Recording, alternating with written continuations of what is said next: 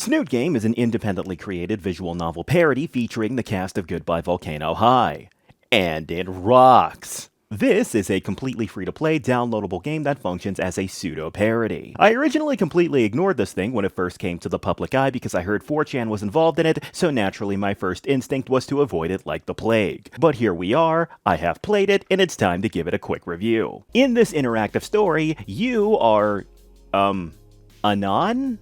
Okay, whatever. A dirt poor, loser-ass senior student transferring to the candy-colored nightmare of oversaturated dinosaur life that is Volcano High. The character that you play as simply wants to breeze through his final year in school as quick as possible, but unfortunately for him, this place has way more in store for him, and thus, the game of Snoots begins. Pretty much all the issues I have in GVH are non-existent in this game. You remember how ugly the art style and cast was? Not even a problem here. Character designs are unfortunately stuck as their butt-ugly counterparts because that's what the original designs are and it can't be helped, but in this game, proportions are very accurate. Characters don't have those creepy, thin-looking necks that their bobble-ass heads are awkwardly superglued to, and to be simple, the cast of this game look like far more believable dino people. The color choices that were the hideous pastel acid trip from the other title are also toned down in saturation too, and are replaced with tones and shades that are actually tasteful to look at. Honestly, tasteful is the best word to elaborate on the aesthetic of this game as a whole. Oh yeah, and there's no animations in this game at all, but that's perfectly fine, because character stills in this game are very expressive. You remember how effing ugly Naomi was? Yeah, well, she looks significantly better now, thanks to this game's artwork being done by, well, people who actually know how to draw scalies. She actually has facial expressions, she's very expressive. You can tell what her personality is simply based off of looking at this simple character pose. There may be no animations, but it still looks light years better than the half-ass efforts of GVH, because less is more. Also, you remember how the story in this game was a garbage barrage of railroady bullshit where your choices don't have any effect on anything? Yeah, well, not in this. I will admit that there are less choices to make in this game, but it doesn't matter because, like I said before, less is more. When you do have the opportunity to make a choice in this game, it effing matters a lot. Snoot Game is really good at making you care about these characters, despite this entire thing very clearly being a self-aware parody. Honestly, it's weird as fuck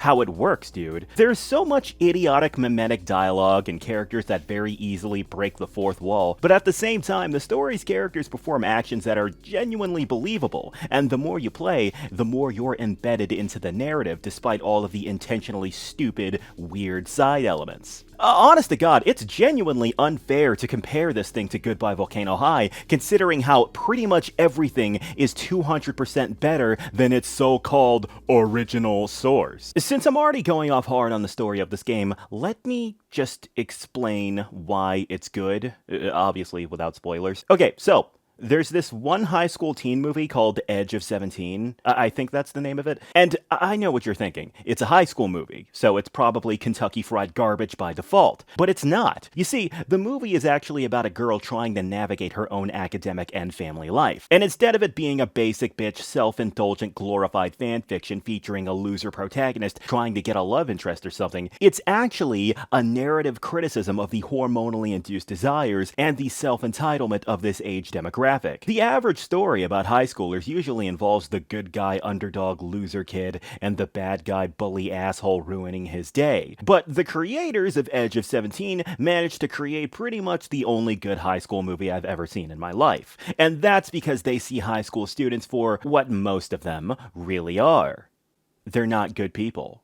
They're not bad people either. They're just complex, confused, hormonal people trying to figure themselves out. And guess what? Snoot Game's story is effing incredible for that very reason. The cast of the original game are a pack of the most generic high school stereotypes on Earth, right? Well, Snoot Game is somehow incredibly deep? I don't know how the fuck it is, but It is? The game, despite being a supposed idiotic parody, is actually a story about real shit. Real issues that are relatable to all individuals within this age demographic, but also manages to not be angsty cringe bullshit too. It's crazy. I don't know how that. This game is a freaking anomaly, dude. The story of this thing does not feel like a lame ass children's storybook like GVH, since characters are actively dealing with their own personal issues the second Anon walks into the school. The narrative idea of understanding that some teens are just hormonally confused idiots is a concept rarely seen in stories of this ilk, and furthermore, is even rarer for it to be executed well, but Snoot Game manages to pull that off. And the secret ingredient for as to why this game's story is really good, despite being a high school teenage tale, is because the creators of this game, Cave Manon, looked at this story of high schoolers from the perspective of individuals that have the ability to see through all that angsty, hormone-blind bullshit that comes along with the environment. I want to say more, but again, I can't say much more without spoiling it. Just know that Snoot Game is good. Just please play this effing game, man. The only real criticism I have for the game is just that well, the way the game suddenly wants you to take it seriously, hitting you hard with these very relatable themes, despite the game being narrated as if this was some kind of stupid joke, is kinda whiplashing for me. I really don't like these type of goddamn games that get up and clown around for God knows how long, then immediately turn around and go, oh hey, by the way, you're supposed to be taking this seriously now. It's the exact same reason why I fucking hated Undertale. That game was constantly treating itself like it's a goddamn joke. Then out of nowhere, characters are dying, and then the game is desperately trying to guilt trip you for it. And then you're kind of just sitting there staring like, oh, wait, I'm sorry, I'm supposed to give a fuck now? What? But yeah, other than that, the game is good. The game is really good. Play Snoot Game. Play it now. You can straight up play it now. I'm serious. Just Google search Play Snoot Game like I did, and you can find the website to download the thing in seconds. What was supposed to be a tongue-in-cheek parody ultimately ended up being a legit thought-provoking title with multiple endings, a tearjerker storyline, and a very tasteful aesthetic that somehow manages to make these once ugly freaks really good to look at. And that is why Snoot Game rocks. If you want to know a fun fact, the folks that worked on this gem are actually working on a completely different game that's actually sitting on Steam as we speak. It's called I don't know. It's something about a gator. Just go find it on Steam, please. I'll link it in the description if I remember. And if I don't remember, please tell me in the comment section and I will link it because I always forget because the video editing takes up my time and I lose track of it. It happens all the time. Just let me know if I forget.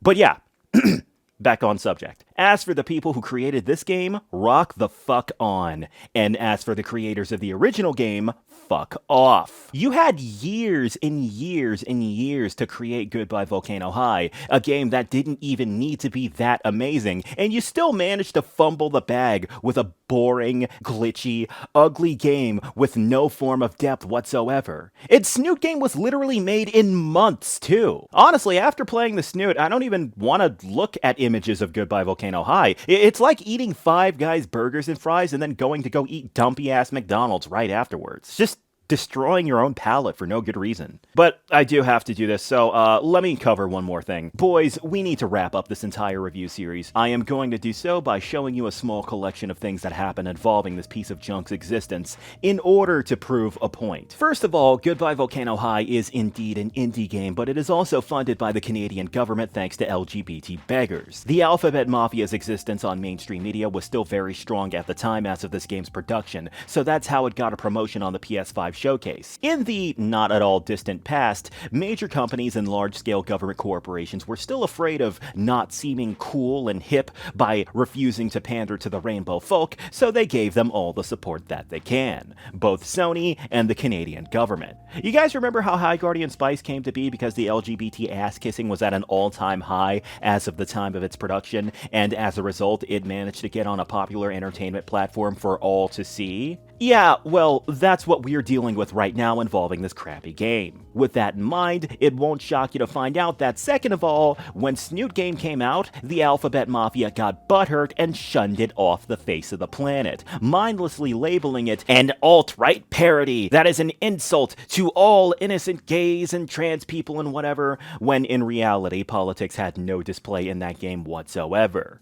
Boys, I cannot stress this enough. The creators of GVH straight up went on a full-on smear campaign, making straight up lies to make the game look bad, and instantly banning anyone in their Discord server or their other social platforms just to keep people quiet on the Snoot's existence, since they wanted everyone to hate it just as much as the devs' petty asses did. The devs of this game straight up lied and said that the game features right-wing narrative, anti-queer identity, ideals, whatever the hell any of that garbage means, and will block and ban anyone that even so much as attempts to bring up that game on Twitter or their Discord or, well, any of their social platforms, like I said. Even their wiki page is extremely curated to put on a brave face and brain-dead label the game as some kind of satanic, evil creation. Third of all, and the last thing I'm gonna bring up, is the fake-ass awards that it has received. All the awards in question are the most insignificant accomplishments on Earth that came from the most insignificant fake award givers to follow up, that only exist to provide these accolades to products provided they fill the quota of minority group-based upwards failure,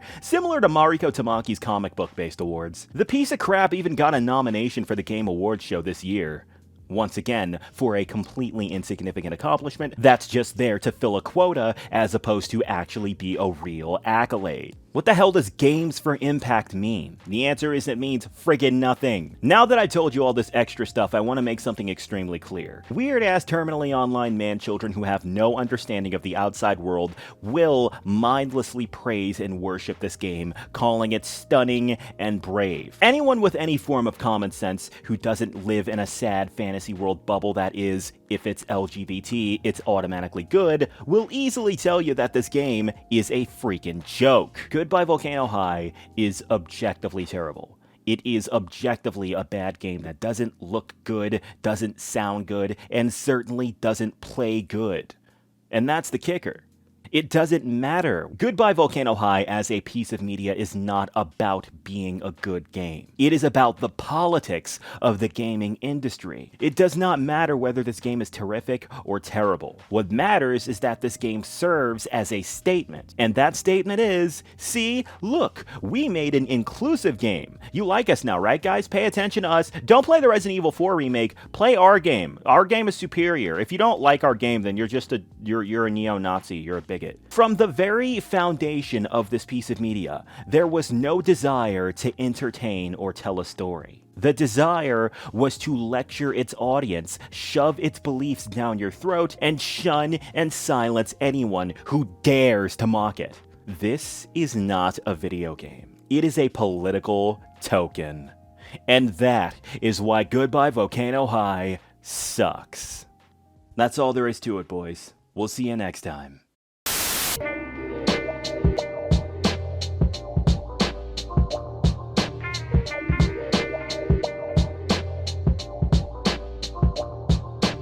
It's time for the Patreon roll call. My $10 supporters are Art Blocked, Cammy Bees, Jack G, Joseph Vincent, Klutzy Ninja Kitty, May Kaji, Procrastinator Dave, Skyer, Sindred7, and Stormy Knight. And let's not forget our $5 supporters. They are appreciated just as much as our $10 Patreons. If you'd like to be in the credits of my videos as well, just catch me on patreon.com/blacklightjack. Thanks for watching, everybody. We'll see you next time.